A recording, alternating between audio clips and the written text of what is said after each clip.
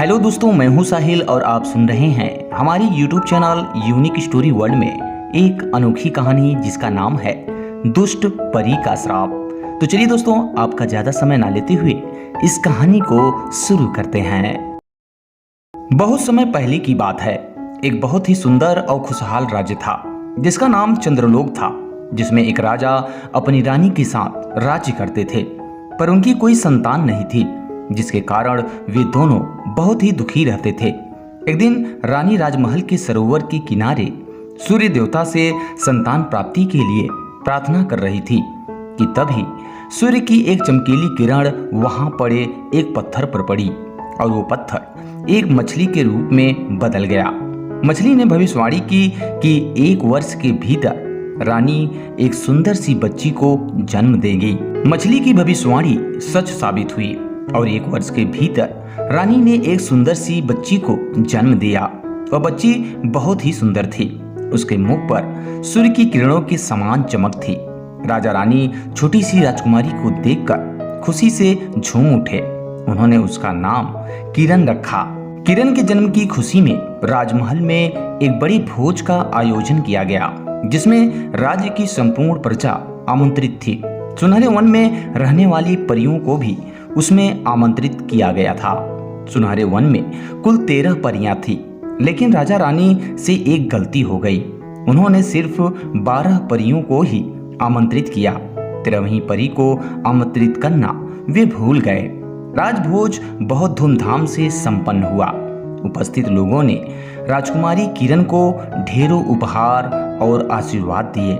जब परियों की बारी आई तो उन्होंने जादू से न सिर्फ किरण को अनमोल उपहार दिए, बल्कि कई जादुई आशीर्वाद भी दिए, जिसमें किसी ने बुद्धिमत्ता का, किसी ने सुंदरता का, किसी ने दयालुता का, तो किसी ने धन का आशीर्वाद दिया। यह सिलसिला 11वीं परी तक चलता रहा। अंत में जब 12वीं परी की बारी आई तो उसके आशीर्वाद देने के पहले ही 13वीं परी वहां पर आ गई। 13वीं परी राजा रानी द्वारा उसे राजभोज में आमंत्रित न किए जाने के कारण बहुत क्रोधित थी। अतः उसने अपने इस अपमान का बदला लेने के लिए उसने राजकुमारी किरण को ये श्राप दिया कि 16वें जन्मदिन पर राजकुमारी किरण की उंगली में एक सुई चुभेगी और वो मर जाएगी। इसके बाद बिना एक शब्द कहे वो वहां से चली गई। 13वीं परी के इस श्राप को सुनकर राजा रानी दुखी हो गए। दोनों ने परियों से इसे समाप्त करने का निवेदन किया, लेकिन परियों ने उन्हें बताया कि दिया गया श्राप पूर्णतः समाप्त नहीं किया जा सकता। ये सुनकर वे और ज्यादा दुखी हो गए। तब 12वीं परी सामने आई। उसका आशीर्वाद अभी शेष था। उसने राजा से कहा, ये सत्य है कि 13वीं परी के श्राप को मैं समाप्त नहीं कर सकती, लेकिन अपने आशीर्वाद से उसे कम अवश्य कर सकती हूँ। अतः उसने राजकुमारी किरण को यह आशीर्वाद दिया कि 16वें जन्मदिन पर वह सुई चुभने से मरेंगी नहीं, बल्कि 100 वर्षों के लिए एक गहरी नींद में सो जाएंगी। राजा ने 12वीं परी को धन्यवाद दिया, लेकिन रानी अभी भी उदास थी। उसने परी से कहा कि मेरी इच्छा है कि मैं राजकुमारी किरण का विवाह किसी सुंदर और वीर राजकुमार के साथ होते हुए देखूं, लेकिन ये संभव नहीं है, क्योंकि जब 100 वर्षों के बाद राजकुमारी किरण अपनी नींद से जागेंगी तब हम लोग जीवित नहीं रहेंगे। रानी की बात सुनकर 12वीं परी ने कहा कि राजकुमारी के सोने के कुछ देर बाद राजा रानी सहित राज्य की सारी प्रजा और पशु पक्षी भी सो जाएंगे और वे तब तक सोते रहेंगे जब तक राजकुमारी किरण सोती रहेंगी, और राजकुमारी की नींद भी तब खुलेगी जब एक सुंदर और सच्चा प्यार करने वाला राजकुमार उसे चूम लेगा। इसके बाद सभी परियां वहां से चली गईं। 12वीं परी के आशीर्वाद से राजा रानी को कुछ राहत अवश्य मिली, लेकिन अब भी वे राजकुमारी के भविष्य को लेकर चिंतित थे। उन्होंने सैनिकों से कहकर राज्य के सारे चरखे और सुइयां नष्ट करवा दिए, ताकि राजकुमारी किरण उस दुष्ट परी के श्राप के प्रभाव से बच सकें। धीरे धीरे समय बीतने लगा और राजकुमारी किरण बड़ी होने लगी। वह सुंदर, दयालु और बुद्धिमान थी, ठीक वैसे ही जैसे परियों ने आशीर्वाद दिया था। राज्य के सभी लोग उसे बहुत पसंद करते थे। वर्ष बीतते बीतते आखिरकार राजकुमारी किरण का 16वां जन्मदिन आ गया। उस दिन पूरे राजमहल को सजाया गया और एक भव्य भोज का आयोजन किया गया। शाम तक कोई अनहोनी नहीं हुई। बस रानी के पिता का पत्र आया कि उनकी तबीयत बहुत खराब है। राजा रानी अपनी विश्वास पात्र दासी शकुंतला को राजकुमारी किरण का ध्यान रखने की हिदायत देकर रानी के पिता को देखने उनके राज्य चले गए। शाम का समय था। शकुंतला रसोई में काम कर रही थी। शकुंतला को व्यस्त देख राजकुमारी किरण राजमहल के बगीचे में आ गई और खेलने लगी। खेलते खेलते उनकी दृष्टि एक फूल पर बैठी बहुत ही सुंदर सुनहरी तितली पर पड़ी। उस तितली को देखकर वह मोहित हो गईं और उसे पकड़ने के लिए उसके पीछे भागी। तितली उड़ती जा रही थी और राजकुमारी किरण उसके पीछे पीछे भागी चली जा रही थी। अंत में वह तितली एक ऊंची मीनार में घुस गई। राजकुमारी किरण भी उसके पीछे पीछे उस मीनार के अंदर चली गई। उस मीनार में गोलाकार सीढ़ियां बनी हुई थी।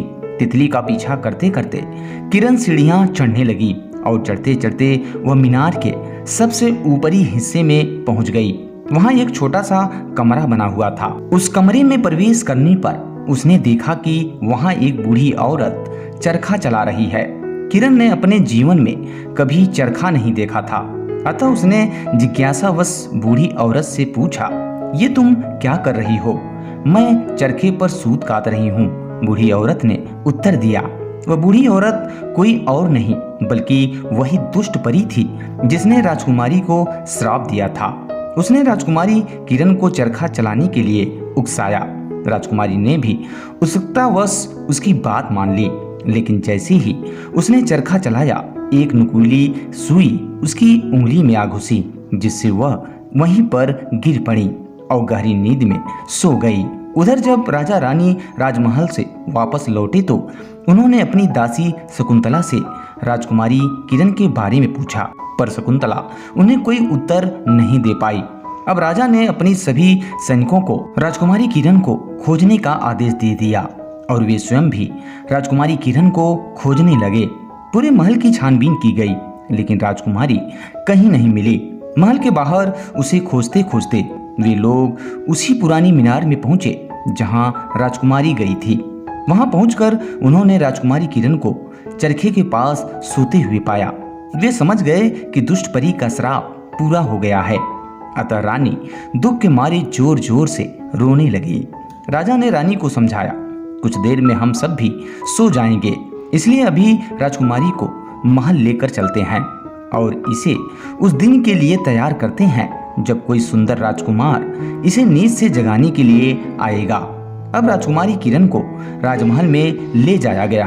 वहां उसे तैयार करके एक खूबसूरत बिस्तर पर लिटा दिया गया। वह सोती हुई भी बहुत सुंदर लग रही थी। कुछ देर बाद राजा रानी, दरबारी, सैनिक और राज्य की संपूर्ण प्रजा और पशु पक्षी जहां थे वहीं सो गए। उनके सोने के कुछ देर बाद घनघोर काले बादल राज्य के ऊपर छा गए और पूरा राज्य अंधेरे में डूब गया। राज्य के चारों ओर घनी कटीली जंगली झाड़ियां उगाई और वह राज्य उन झाड़ियों के पीछे छुप गया।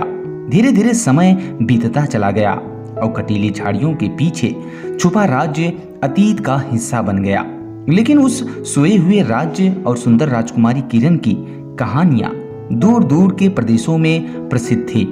कई राजकुमार राजकुमारी किरण को पाने की आशा में उस सोए हुए राज्य को ढूंढने जाते हैं, लेकिन उन कटीली मजबूत झाड़ियों को पार करने में सफल नहीं हो पाते। अपनी इसी प्रयास में कई राजकुमार कटीली झाड़ियों में फंसकर मर गए। धीरे धीरे राजकुमारों ने मौत के डर से वहां जाना भी छोड़ दिया। कुछ वर्षों बाद एक दिन आदित्य नाम के राजकुमार ने जब सोती हुई राजकुमारी की कहानी सुनी तो वह मन ही मन उनसे प्रेम कर बैठा। उसने उस राज्य का पता लगाने का निश्चय किया। वह राजकुमारी किरण को नींद से जगाना चाहता था और उस राज्य की खुशहाली फिर से वापस लाना चाहता था।